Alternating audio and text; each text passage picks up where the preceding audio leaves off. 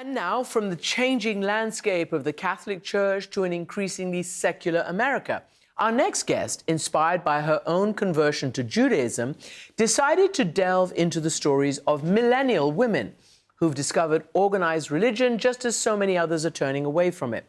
Journalist and author Kelsey Osgood joins Michelle Martin to discuss her new book, Godstruck, 7 Women's Unexpected Journeys to Religious Conversion. Thanks, Christiane. Kelsey Osgood, thank you so much for joining us. Thank you so much for having me. So let's just set the table here. There's a Pew Research Center study showing that the percentage of Americans identifying as having no religion rose from 16% in 2007 to 29% in 2021, which is all the more reason that your book is really interesting because you explore the journeys of 7 women, all people kind of in their 30s, millennials, including yourself, who each turned to organized religion at a time when a lot of their peers are not. So first of all, why all women? And what started you on this journey? One question that arose early on for me was I thought that most people would assume that if you were a woman to join most organized religions would be to kind of take a step backward in terms of your own freedom. Most institutional religions are fairly patriarchal in nature, or their structures remain fairly patriarchal to this day. And I think that, I certainly came of age at a time when there was the idea that we had more and more freedoms, more and more opportunities. And so to be a woman, specifically to enter these realms where there would be higher standards for your domesticity, higher standards for maybe the number of children you might have, and sort of less opportunities to participate publicly in your faith by holding positions of power, maybe, that was a bizarre choice. Most people would think of that as being a bizarre choice. So that's mostly why I focused on women. There's a tension there also with some of the data that shows that women more often are the ones who convert or who tend to be more preoccupied with questions of meaning and tend to be more active in their faiths when they are religious. You grew up in a you describe your upbringing as kind of deeply secular, in some ways almost anti-religious, I would say somewhat, but clearly secular. And that you ended up, as you put it, drawn to a Judaism that is mystical, conservative, and rigorous. So it's just as briefly as you can, would you just tell us a little bit? Sure. I'm not sure I would describe my childhood environment as anti-religious so much as just neutral towards religion. I grew up in the suburbs of New York City. It was a pretty secular milieu insofar as, it didn't seem to me that anybody's driving force was their religious belief. People celebrated Christmas and Easter, but outside of those things, you never really heard or saw religion being practiced in a way that was visible to the outsider. I decided really quite young that God must not be real, but went through all the questioning that people sometimes do. I just happened to be maybe a little earlier than a lot of people. In my teens and early 20s, I struggled with anorexia. Ironically, it was in those early experiences of, in one hospitalization in particular, that I met a number of very observant Jews. And I was surprised. I didn't realize that it was, in a way, I didn't even think it was possible to be that religious in the world at that time. I thought that, religion, even for the Jewish people that I had met earlier on in my life, they had a relationship to it that looked to me the way that most of the Christians that I knew did, which is they had a bat mitzvah or a bar mitzvah, and maybe they, celebrated Rosh Hashanah and Yom Kippur, but outside of that, it wasn't something that they really thought about all that often. So through college and into my early and mid 20s, it was something that I became progressively more interested in. I had friends at school who were what you might loosely call modern Orthodox. I learned from them. When I was in my mid 20s, I met the man that I would eventually marry. When we first started dating, I I guess in a way I was kind of like, okay, this is my chance. I started doing some learning with various rabbis who were very kind to give me their time.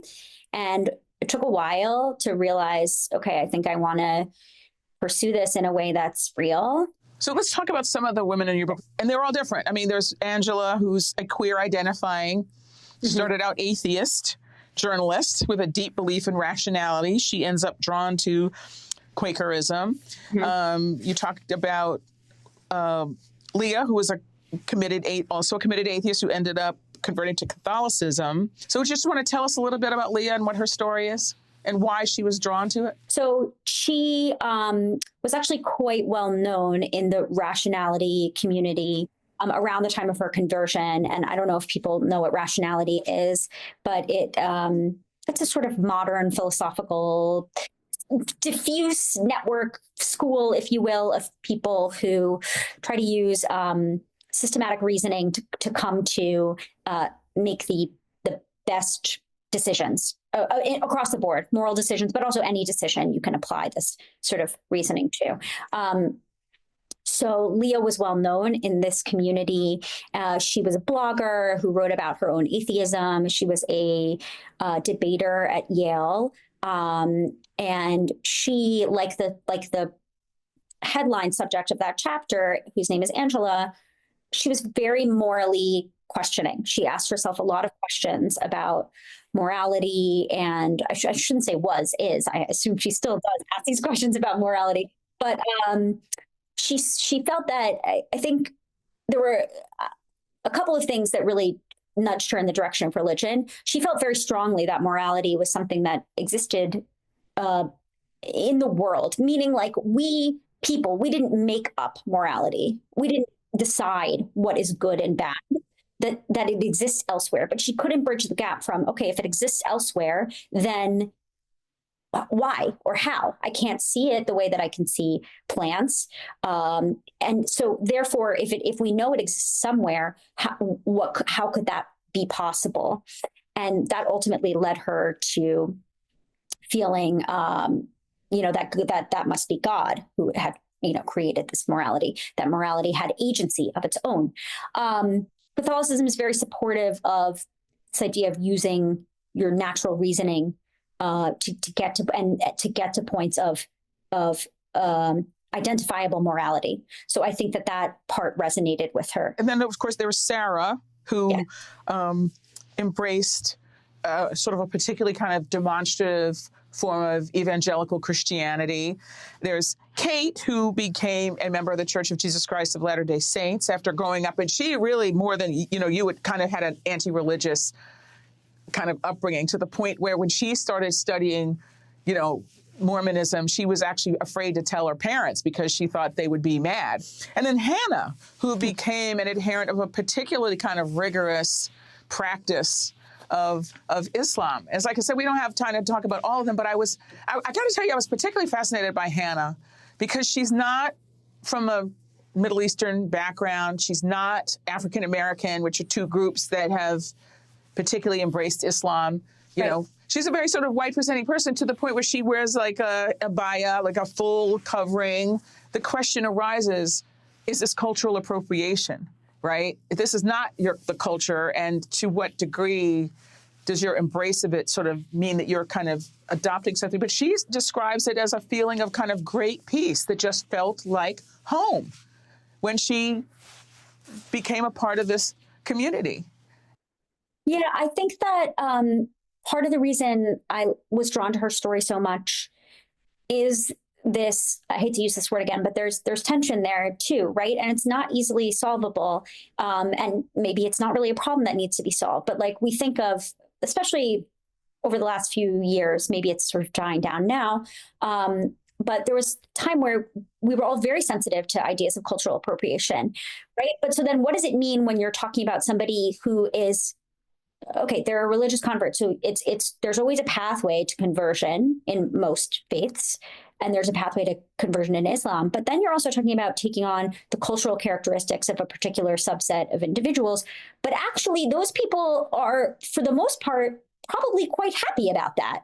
I think Hannah is a really good example of one thing that I've thought about a lot in the last few months, even since I put the book to bed, really, that like religion, sometimes we want to make sense of religious conversion, or we want to think about it through a lens that's sociological or academic. But in some ways, it kind of doesn't really fit neatly into those categories. It can almost be thought of more as like the act of falling in love. And I think that she really just fell in love with Islam, and she fell in love with this particular expression of Islam. But I think it's also interesting that as she's been Muslim for longer, and as she relocated, she lives in Saudi Arabia. And as Saudi Arabia... Wait, say that again, just to make sure people didn't miss that.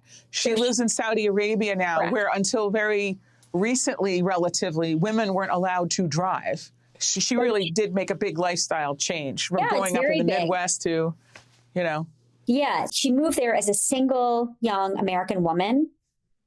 And that is really, for lots of different reasons, is a decision that I think a lot of people would find very confusing.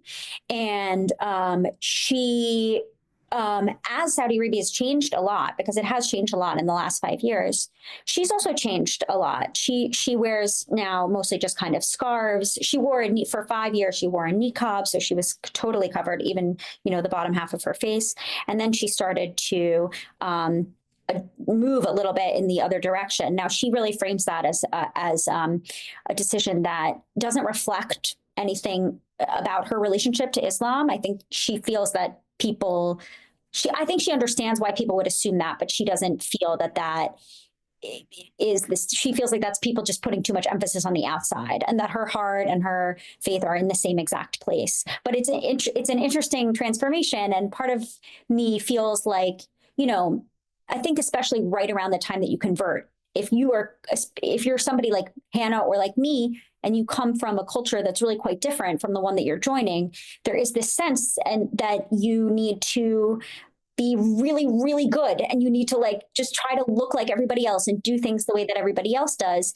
And I think, as time passes, maybe, I don't want to put words in her mouth, but for me, I think there's a little bit less of that, where you feel maybe some greater sense of ownership over it. Well, the other reason it's interesting for some people, I would argue, is that some people think the embrace of religion, especially a traditionalist manifestation of a religion, is to stop asking questions. And some people think that that's what that means, to give up judgment, to give up that part of yourself and just to follow, to not question, right? And I think sometimes it is. There are times in my religious life where I do just say, okay, this is what I'm told to do. It doesn't make sense. And this is how it's going to be. And there are some religions, I think, that are even more explicit about that than Judaism, where there really isn't any wiggle room. In Judaism, because it's not a systematic theology, and because there's so many voices and so much text, you can find lots of different opinions and lots of different ways. But that's not the case for every faith. But I think with the other women's stories, what I wanted to show is that even they're all human. And even when you're becoming a part of a community and becoming, adopting a theology that looks so static and set on paper, that sort of process of figuring out how to live and figuring out yourself doesn't stop just because you do that. I think they would all agree with me on that. So, Kelsey, the women you profiled, and including you, are still relatively young. Did you find a through line? Because these women are all so different. And these experiences took a long time. This wasn't like they woke up one morning and this is it. Mm-hmm. None of that was the case as you describe it. So did you see a common thread here? I don't think there's one characteristic that everybody shared. I think there were commonalities that different people shared, or that you could find groupings. For example, the desire to find a way to evaluate one's life that outside of what you might call modern ideologies, ways of thinking of oneself as a human, with worth that didn't have to do with your standing or things like that. Another one was an interest in history or the past, a desire to sort of feel connected to a chain through human existence. If I had to pick one thing that really bound everybody together, I think what I said earlier probably fits that the best, was that these are people who like who just fell in love. They found something that they loved, and they were willing to go places to have that like might look strange from the outside. But people do this kind of thing all the time when they fall in love with a person, or, so I think that's the thing that really connects them to each other. I realized that in the course of reporting this book or researching this book, you had to go out of your comfort zone. As a person who observes an Orthodox practice of Judaism, you would not be going to Christian ceremonies, other religious, specifically religious ceremonies for other religious groups, right? That's just not a thing. Yeah. So you had to do that. I mean, you did, well, maybe two questions. First of all, how did you navigate that? Did you pray over it? Did you seek guidance from your kind of religious community about how to think about that? And then I have another question about it. So I did seek some rabbinic guidance about how to do that. Part of interfaith dialogue is part of my job, sort of generally. Like, I mean, when I've written smaller articles and essays, I don't only write about Judaism, I write about other faiths. Why I do that, I don't know. I'm a nosy person. I'm interested in it. It's an interesting facet of my life that I'm interested in. I'm part of this community that in some ways can be insular, not my immediate community, but Orthodoxy as a whole certainly can be insular. But I'm also, I am very curious about others, how they live. And actually, I think that all of my subjects are the same. The final question I have for you is that experience of this deep immersion in other people's faith life. Did that challenge you at all? I have a lot of love and respect for the people who made these enormous changes in their lives. And I felt really understood by them in many ways. We had a lot of huge points of convergence in our experiences of doing these things that, again, sort of look irrational. And a lot of the ways our lives can be sort of similar, even though some of the underpinnings of those lives are very different. If I'm talking to somebody who's Amish and she believes obviously that Jesus is her savior, but then also we can talk about what it means to join these high bar cultural situations where all of a sudden we're expected to understand kind of coded action and language that we didn't have access to before. So I don't want to say that I was changed because I have more respect and affection for that kind of experience. I feel like I always have, but I definitely feel that strongly now, if that makes sense. Kelsey Osgood, thanks so much for joining us. Thanks.